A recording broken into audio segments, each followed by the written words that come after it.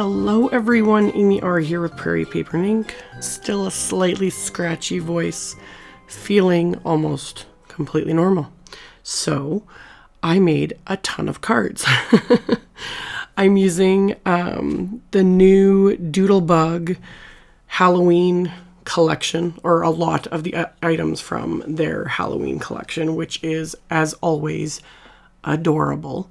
So they have stamps and coordinating wafer dies now, which I don't know what I'm going to do with them. I don't even have enough time in the day as it is, or time in the week to keep up with things. But anyway, Loretta sent me this collection. I will link to her YouTube channel in the description box below the video because it was very generous of her. And yeah, I'm just having way too much fun with this. So I'm using two stamp sets because I have both of them. There's the Happy Halloween stamp set and the Trick or Treat stamp set. Both of them are very interchangeable with this whole Doodlebug collection, which is called Candy Carnival. Fun. Love it. Love it. So for something slightly different this time, I stamped the images onto Bristol Smooth Cardstock with VersaFine Clair Nocturne ink. Normally I just clear heat emboss, like I use clear embossing powder. But I have been getting more comfortable again using black embossing powder. I've used it in a couple recent videos and have said, like, it can get messy, you know, you got to be careful with it.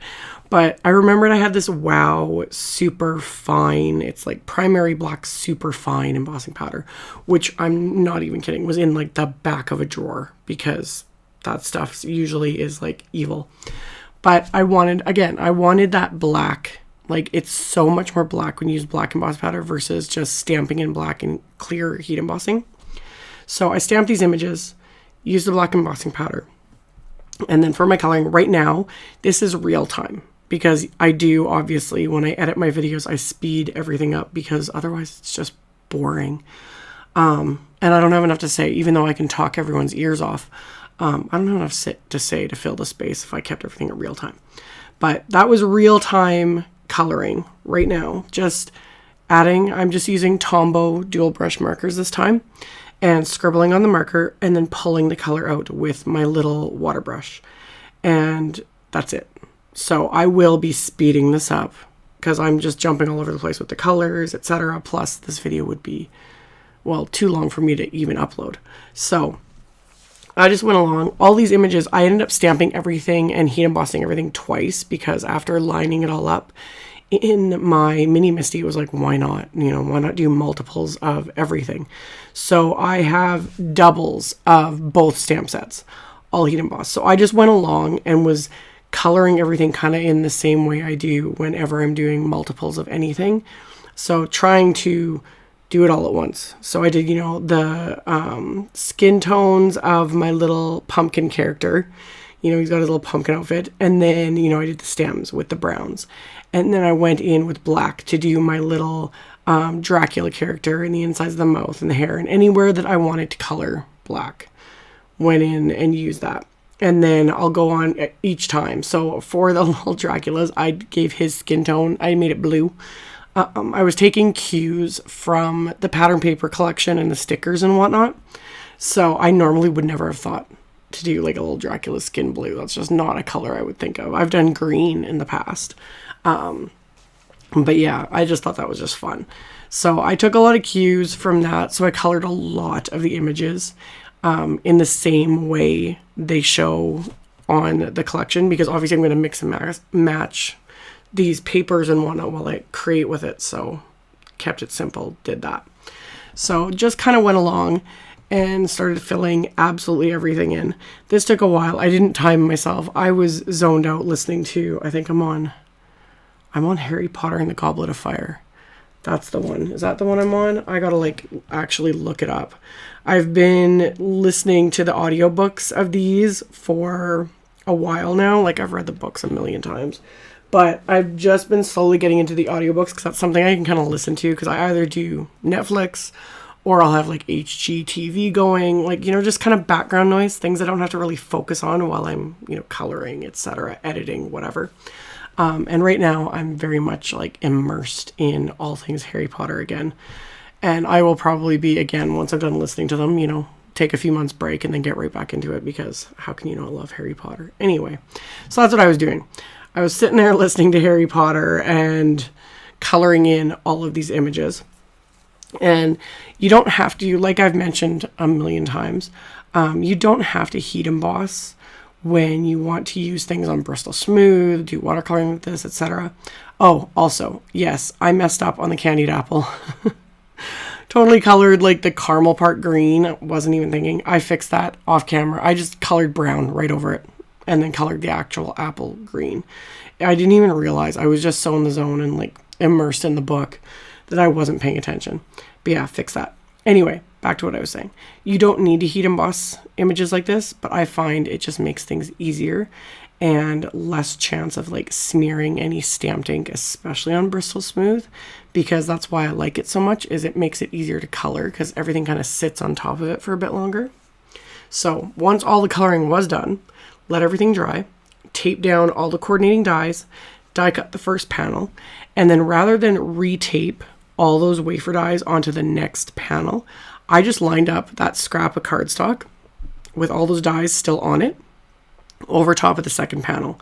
Just took a minute or so to make sure everything's still lined up, taped that down with my little bit of washi tape, and then ran that through my die cut machine. So I really only had to spend the time once to die cut the first panel, and then the second one was done. So I did that with both because I have both stamp sets and both coordinating die sets. So it just kind of saved me the time of having to sit and line up every single wafer die. So once I did that, I'm going to do something similar with all the sentiments. So I have some black cardstock here, and I have my little Simon Says stamp, clear grid transparency laid over it, so I can line up. I have all the sentiments from both of the stamp sets. So I line them all up using that clear transparency grid just to get them as straight as possible. And then I'm going to heat emboss these as well, but this time I'm going to stamp them in clear embossing ink and heat emboss them with detail white embossing powder. So I'm going to stamp these with my mini MISTI, coat everything with the white embossing powder, and I'm actually going to do multiples of this as well. In the end, I ended up doing like at least 4. I forget how many I did, but again, they're all lined up. I knew at this point, I was like, I had a ton of those little die cut colored images. So I was like, I'm going to need a bunch of sentiments. I might as well do just a bunch of cards, just all at once. So stamp these multiple times, cover them with the detail white embossing powder. And then once I had as many as I wanted, I melted them all with my heat tool. Once they're all melted with the heat tool, I used a couple different die sets to die cut some of the sentiments. So I used like the My Favorite Things Essential Fishtail sentiment strips and the skinny strips, the same dies I used in my last video, and as well as one of Simon's nested circle wafer dies. And then the remaining sentiments I just trimmed with my paper trimmer. So I've got a little dish here with all the sentiments, a little dish with all of the little characters and pieces that I had colored and die cut. And then I've got the pattern paper, which is the Candy Carnival 6x6, as well as the Candy Carnival odds and ends, which is just a bunch of die cut images and shapes that match this. So I just basically start fiddling. I start kind of coming up with layouts, pattern papers. I also use a little bit of random cardstock strips here and there just to, add some solid colors. And I go along and just start creating cards. So I didn't film every single card because they're all very similar in the process. I will show, like I have pictures, of course, of the individual cards. I'll show them at the end. But basically, I started with just kind of a rough layout here.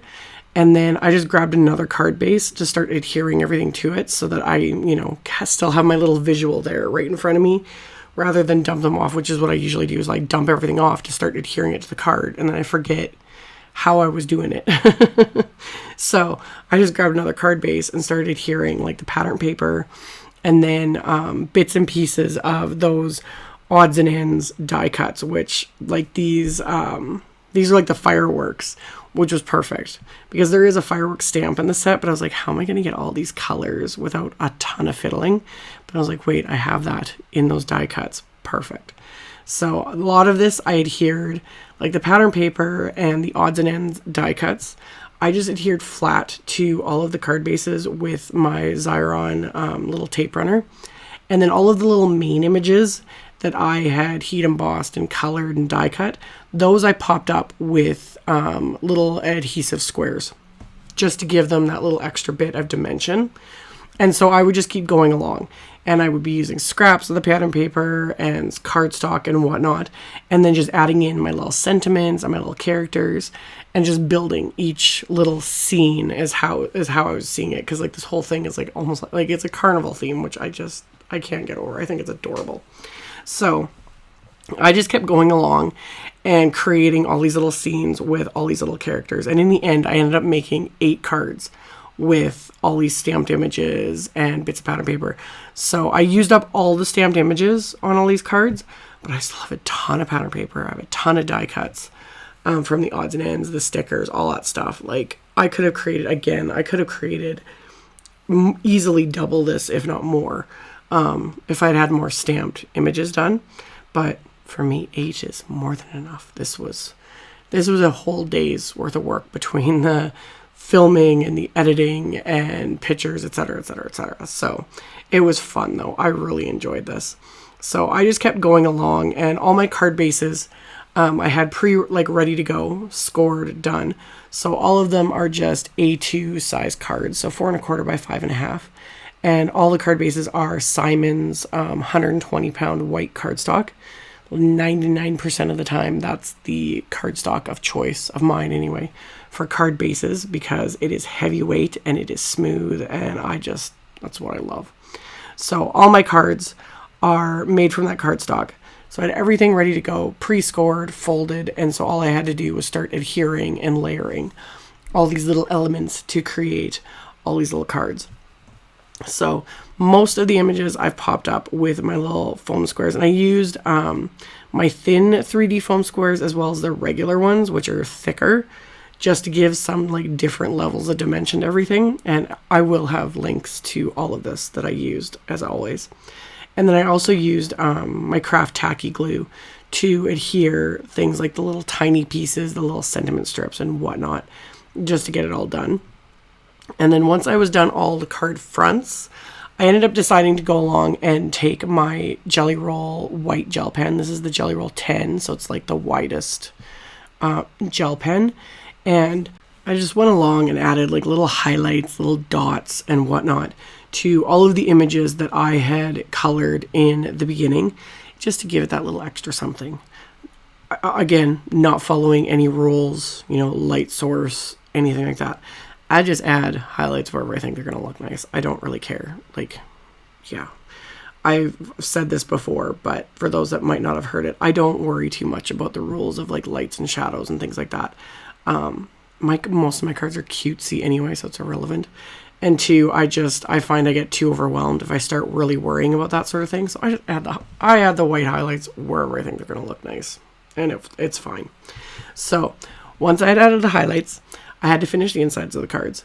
So to do that, I just use more of the bits of pattern paper, and then I also use the Candy Carnival mini icon stickers, as well as some of the icon stickers, which are just larger and cardstock weight. So I would adhere those, and then I also had, of course, a bunch of the sentiments still. I had so many sentiments. I kind of went overboard on the sentiments, but it was so nice to just be able to grab them like as I was creating and not have to like stop, stamp, heat emboss, etc., whatever. It's like I had that whole little dish of them, so I just, added several to the fronts of all the cards, and then was able to add a sentiment to the inside of every single card too, and I was good to go. So I kind of kept the insides similar to the outsides, so I would use kind of similar stickers from the mini icons to whatever images I'd used on the front of the cards, just to kind of keep everything consistent for each card. And then same with the pattern paper and whatnot. So I would use similar pattern papers, similar stickers to the outside, and then add a sentiment. And the insides came together super quick because, everything's already done. And then with these stickers, I literally just peel and stick. That's the beauty of it.